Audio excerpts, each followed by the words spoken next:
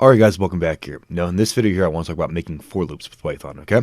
First step here, we need to make a new file, for loops.py, and let's go ahead and make a list here. So we're going to call this my list equals square brackets here, and let's just give it a bunch of numbers. Let's say 1 through 3, 5, 7, same deal, we'll do odd numbers like we did in the previous video there.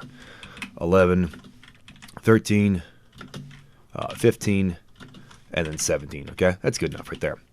So what a for loop does, it allows you to kind of cycle through everything within a list, okay? So let's go ahead and first off here, let's go ahead and print my list out, and let's go ahead and save this. And by the way here, if you don't want to type out Python every single time, you could just hit this button right there, and it will open up another terminal right there, and it will run that, okay? And we can see that we got this being printed out right there, all right?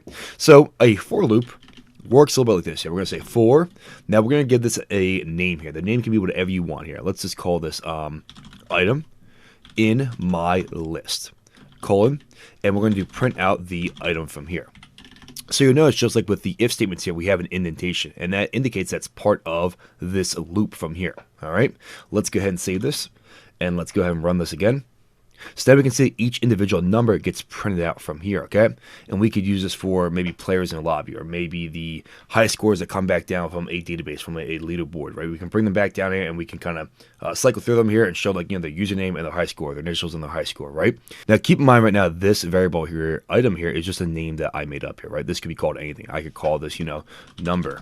But this variable right here corresponds with whatever I got going on right there, okay? So it's cycling through, copy, paste here. It's cycling through the entire list here, and it's doing something with each of those things here. So if I wanted to here, I could print out, number equals number plus 1.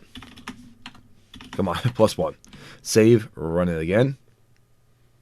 And now we can see each of these numbers is increased by 1 because it's cycling through, it's adding 1 to the number, and that's printing out that number from there, okay?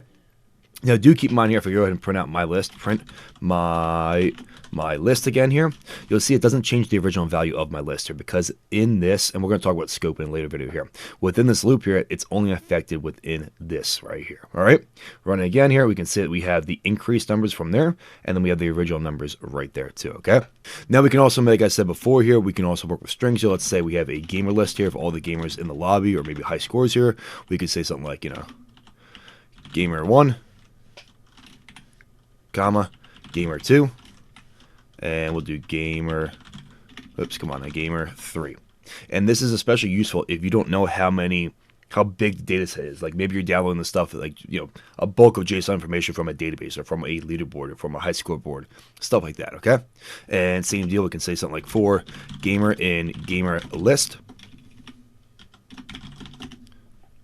And now we can also, if we wanted to here, is we can put an if statement within this for loop here.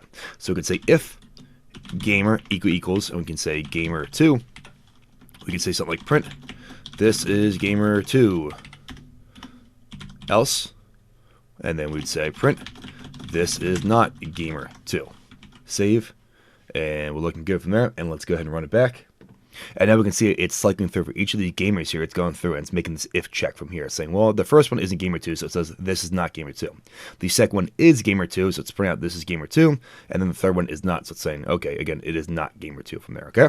So hopefully that makes some sense here. The for loops are able to cycle through a set of information coming back down here, and it does it for each of those things within that for loop here. Again, keep in mind these indentations make it part of the loop here. If I have something down here, it's no longer part of the loop. And then this right here, the name of this variable here, is you can name it whatever you want from here. This corresponds with your original variable from up top there, right? Gamer list here. This gamer right here is only within this for loop, okay? So hopefully that makes sense, guys. Great job in this video, and I will see you guys in the next one.